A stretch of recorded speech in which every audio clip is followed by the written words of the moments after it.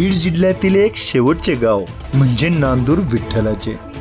अहमदनगर शहरापासून जवळच असलेल्या या गावचे संजय विधाते म्हणजे नेहमीच विधायक कार्य करणारा एक गुणी आणि कर्तबगार माणूस। या माणसामुळेच हे गाव पाणीदार झालेले आहे, निसर्गरम्य झालेले आहे। गोरगरिबांच्या सुखदुःखामध्ये ते नेहमीच सामील असतात। यामुळे गावकऱ्यांनी आजवर त्यांच्याकडे अनेक वर्ष गावचा कारभार सोपवलेला आहे। तब्बल 4 पंचवार्षिक मध्ये ते गावचे कारभारी आहेत। सध्याही तेच सरपंच आहेत। यामध्ये त्यांच्या सौभाग्यवती देखील सरपंच होत्या। आपला पूर्ण वेळ गावासाठी देणारा एक भला माणूस म्हणून या भागामध्ये त्यांची ख्याती आहे। म्हणून अशा या कर्तबगार व्यक्तिमत्वाच्या संजय विधाते यांच्या आजवरच्या जीवन प्रवासावर प्रकाश टाकण्याकरिता त्यांच्याशी आमचे मुलाखतकार संतोष रोकडे यांनी साधलेला हा विशेष संवाद पहा न्यूज 1 महाराष्ट्र वाहिनीवर।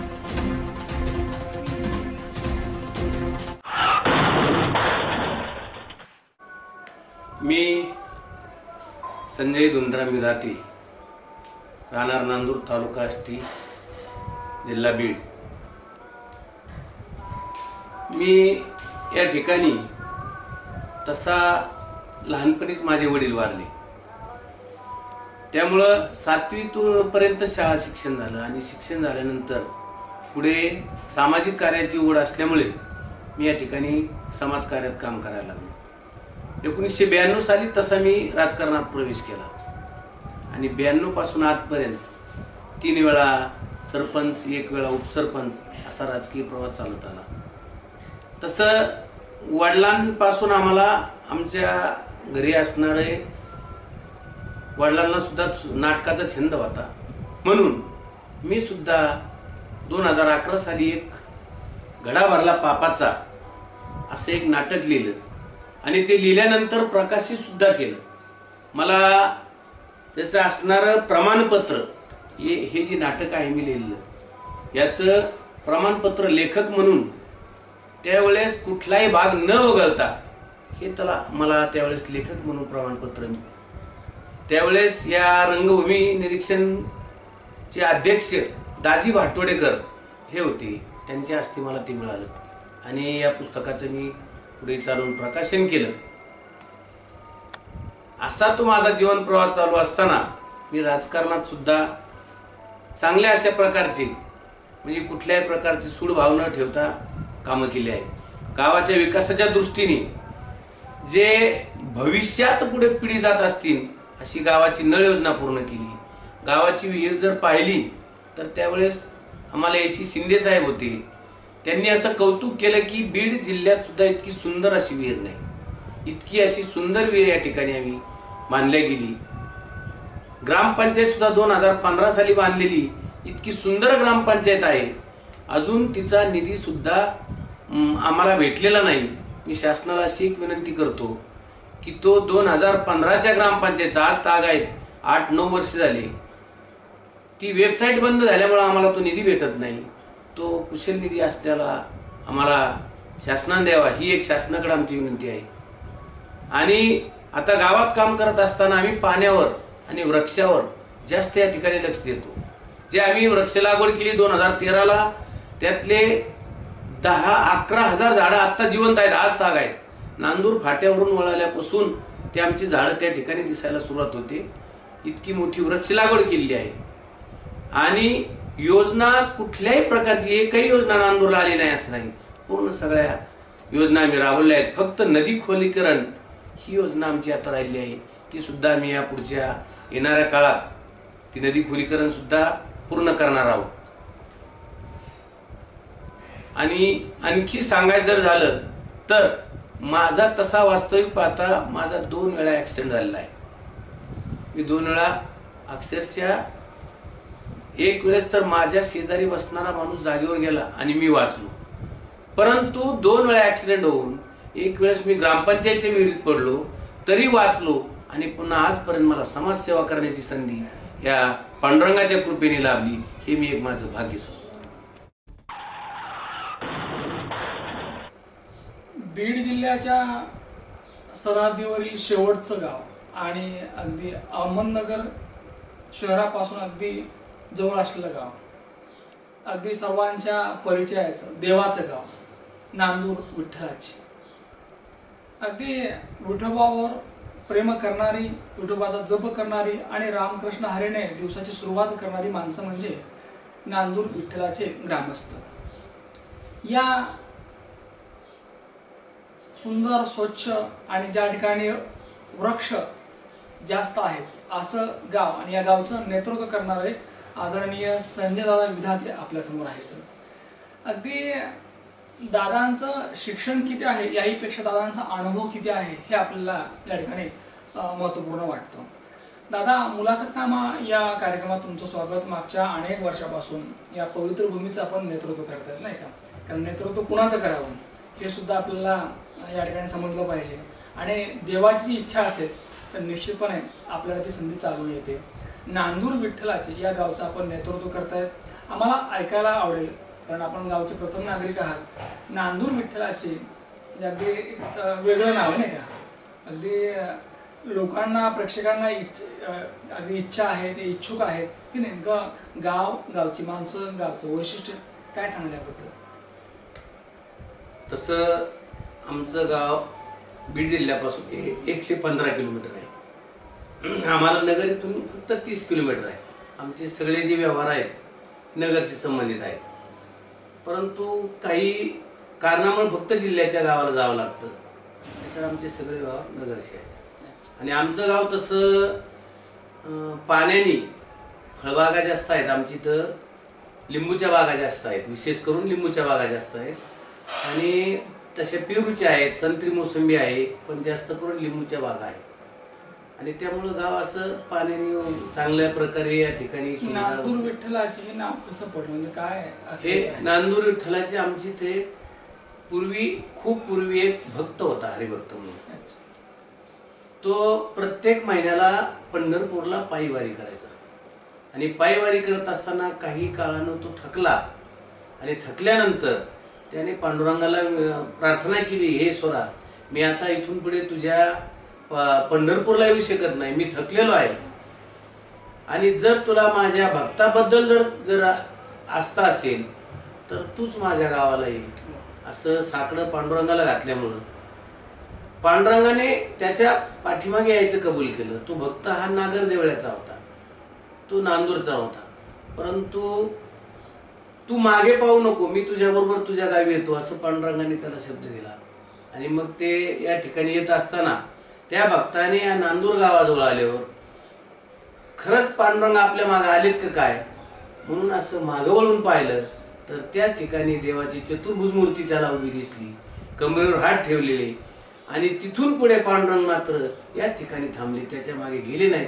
गावचं नशीब तुमचं नाही, म्हणून आमच्या गावचं नशीब. दादा असं वाटतं की तुमची भक्ती जर अगदी मनातून असेल, आहे की नाही, तर अगदी देव तुम्हाला भेटायला येतो. आणि त्याचं अगदी उदाहरण म्हणजे अगदी संत सावतामाळी, नाही का? संत सावतामाळी यांना भेटण्यासाठी देव अगदी त्यांच्या मळ्यामध्ये यायचे, नाही का?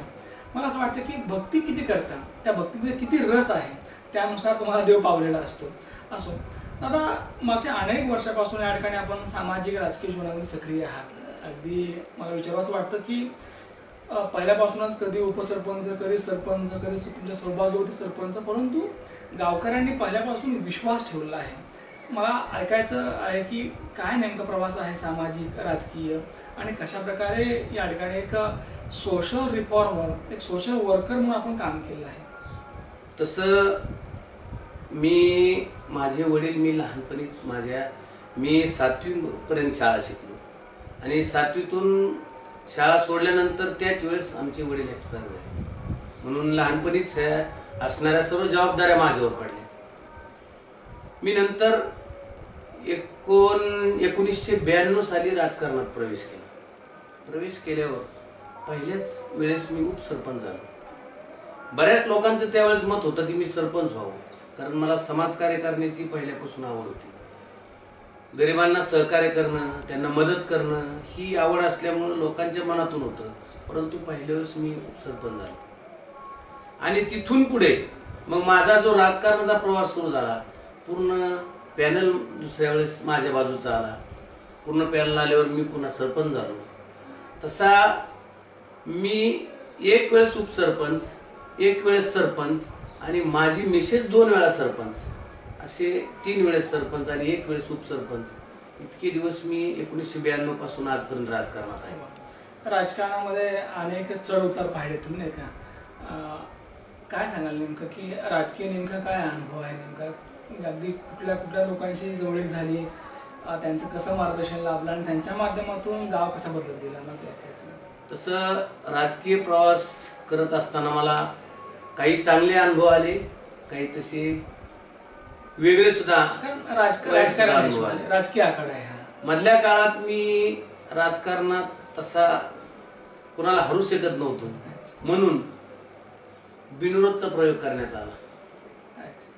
बिनविरोधच्या प्रयोगमध्ये पुन्हा मीच सरपंचपदी आणि उपसरपंच समोरच्या पार्टीचे ठरले. परंतु 4 माणसं सरपंचाची आणि 5 माणसं उपसरपंचाची असा घाट घालण्यात आला आणि त्यात बिनविरोध झाल्यानंतर ते 5ची 5 फरार झाले आणि सरपंच उपसरपंच त्या पार्टीत झाला. म्हणजे तो एक मला या राजकारणातला अनुभव आला की राजकारणात डाव सुद्धा कशा प्रकारचे टाकले जातात. कटू अनुभव नाही का? कटू अनुभव. राजकारणामध्ये फार विश्वास टाकून जमत नाही, अगदी सावध राहावं लागतं नाही का? कारण अगदी पहिल्यापासूनच बघ आपण पाहिलं तर अगदी राजकारणामध्ये अगदी समोर कोण उभा आहे महत्वाचं नसतं नाही का? कारण महाभारत काय सांगतं, समोर कोण आहे पाहू नका, युद्ध करा फक्त. आता राजकारण करत असताना कधीही सोडाचं राजकारण तुम्ही केलं नाही.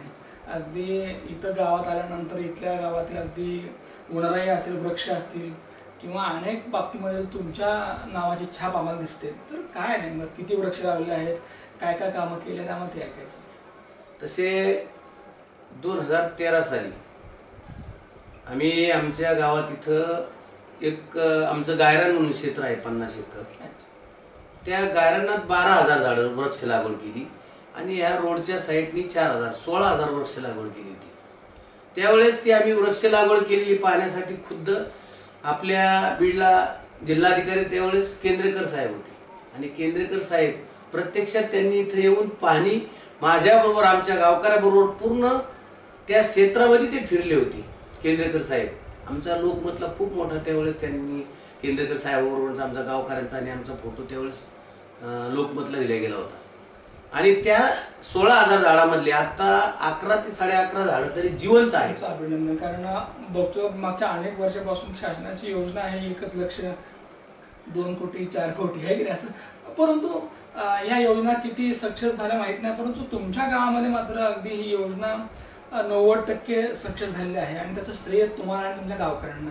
मी न्यूज वन महाराष्ट्र चॅनलच्या तुमचं अभिनंदन करतो. कारण अगदी रस्ते कमी झाले चालतील नाही का, लाईट नसेल तरी चालतं, पण वृक्ष पाहिजे. कारण वृक्ष आहेत तर पाऊस आहे आणि पाऊस आहे तर मग शेती चांगली आहे नाही का. अगदी विचारावं असं वाटतं की दादा गावाकडे कसं पाहता, कुठल्या नजरेने बघता की जेणेकरून या गावातील लोकांना तुम्ही आपलेसे वाटता. मी या ठिकाणी गावात काम करत असताना, राजकारण करत असताना कधीही सुडाचं राजकारण केलं नाही आणि गावाचा विकास कसा होईल. कारण मधल्या काळात जे जलजीवन योजना होते, जलस्वराज योजना होती, त्यावेळेस सुद्धा या ठिकाणी गावात बहुसंख्य कामं झाली. आम्ही डीपसीसीडी केली, आणखी सीसीडी केली, बांधबंदिस्ती केली, गावात 3-4 बंधारे केले. गाव कसं पाण्याने या ठिकाणी भरपूर पाणी गावाला कसं उपलब्ध होईल या दृष्टीने आम्ही प्रयत्न केले. 2015ला आमच्या गावात ग्रामपंचायत, जुनी ग्रामपंचायत मोडकळी झाली होती. राजीव गांधी भवन मधून मी ते ग्रामपंचायतचं बांधकाम केलं. ग्रामपंचायतचं बांधकाम इतकं सुंदर केलंय, तुम्ही जर आता पाहता ग्रामपंचायत 2015ला ग्रामपंचायतचं बांधकाम केलंय, आता 2023 आलंय, अजून मला त्याचे पैसा उपलब्ध नाही, निधी नाही. त्याचं कारण असं सांगितलं जातंय, आता 5 वर्षानंतर तो जी असणारी वेबसाईट बंद होती आणि ती आता आमची वेबसाईट बंद झाली आहे, म्हणून तो आमचा पैसा अजून भेटलेला नाही. तो पैसा शासनाने आम्हाला द्यावा. शेवटी तुम्ही प्रयत्न केले, ते उभं राहिलं आणि आज मला असं वाटतं की ती जी वास्तू आहे ग्रामपंचायत कार्यालय अत्यंत सुंदर आहे. शासनाने अशा गुणी नेतृत्वाची दखल घ्यावी आणि अगदी मदत केली पाहिजे. कारण काय असतं की बरीचशी माणसं फक्त कागदोपत्री काम करतात, परंतु दादासारखी माणसं पुढे येतात, झोकून देतात आणि आपण आपल्या गावाकडच्या भाषेत जर बोलायचं म्हटलं तर अगदी पदरमोड केलेली असते नाही का. आणि मला एक विचारावं वाटतं की पुढं आणखी भरपूर काळ आहे, काम करायचं आहे, लोकांच्या अपेक्षा आहेत, तर आणखी काय वाटतं बरं नेमकं कशा प्रकारे आपण काम केलं पाहिजे? आता आम्ही मागच्या काळात सुद्धा त्यावेळी धोंडी साहेब आमदार होते, 2 KTVRचे आमच्या गावात आम्ही प्रस्तावित केले होते. 2016च्या दरम्यान या ठिकाणी छावणी होती. त्यावेळेस महसूल मंत्री संजय राठोड यांनी आमच्या गावाला भेट दिली होती. त्यावेळेस आम्ही 2 KTVR बंधारे त्यांना प्रस्तावित केले होते आणि ते झालेही, त्याचे इस्टिमेट झालं, परंतु निधी पडताना एका बंधाऱ्याला पडला. त्यावेळेस 1 KTVR बंधारा आमच्या गावाच्या वरच्या बाजूला झाला आणि आता 2 KTVR आमच्या ह्या खालच्या साईडला. आम्ही आता सुद्धा आमदार बाळूकाका आजबे यांना सुद्धा मागं लागून या ठिकाणी 2 KTVR आता आमचे चालू आहेत, पूर्णतः आलेले आहेत आणि पूर्ण झालेले आहेत. तर गावाला पाण्याच्या बाबतीत दृष्टिकोनातून जर पाहिलं तर आमचं गाव त्या पाण्याच्या बाबतीत परिपूर्ण झालेलं आहे. फक्त नदी खोलीकरण करण्याचा तो एक आमचा उद्देश आहे. तो एक आम्ही पुढच्या उन्हाळ्यात तो पूर्ण करू अशी आमची या ठिकाणी धारणा आहे. बा विठ्ठलाचं गाव, मला असं वाटतं की साक्षात देव ज्या ठिकाणी थांबले, देवांना थांबावंच वाटलं. कारण देव कुठेही थांबत नाही. जिथं माणसं निर्मळ असतात, जिथली माती स्वच्छ सुंदर असते, जिथलं वातावरण चांगलं असतं, अशा ठिकाणी देवाचं वास्तव्य असतं. आणि साक्षात देव थांबलेलं गाव म्हणजे नांदूर विठ्ठलाचे. आणि अशा गावचं नेतृत्व आदरणीय दादा करतायत. मला असं वाटतं की आपण जेव्हा नेतृत्व करतो तेव्हा आपल्याला द्यायचं असतं. कारण कर्तृत्व असलं की नेतृत्व करता येतं. दादांनी आज तागायत काय दिलं असेल? कारण संत तुकाराम महाराज म्हणतात की वृक्षवल्ली आम्हा सोयरे, वृक्ष लावली, नुसती लावली नाहीत तर ती जगवली सुद्धा. आणि आज या गावात आल्यानंतर अगदी जी वनराई आहे किंवा जे वृक्ष आहेत, सगळ्यात जास्त पाऊस इथं पडतो. याचं कारण आहे की दादा आणि गावकऱ्यांनी घेतलेला पुढाकार, या ठिकाणी जोपासले वृक्ष, याच्यामुळे गाव आज सुंदर दिसतो. आणि निश्चितपणे येणाऱ्या काळात सुद्धा दादांचं काम आपल्याला आणखी अगदी चांगलं पाहायला मिळणार आहे. दादा, मी एवढंच म्हणेल की गावची काळजी करतायत, त्याचप्रमाणे तुम्ही तुमच्या आरोग्याची काळजी करावी. कारण नेतृत्व आहे तरच या ठिकाणी कामं आहेत. आपण चांगलं काम करावं यासाठी न्यूज वन महाराष्ट्र चॅनलच्या वतीने तुमच्या पुढील वाटचालीसाठी खूप खूप शुभेच्छा.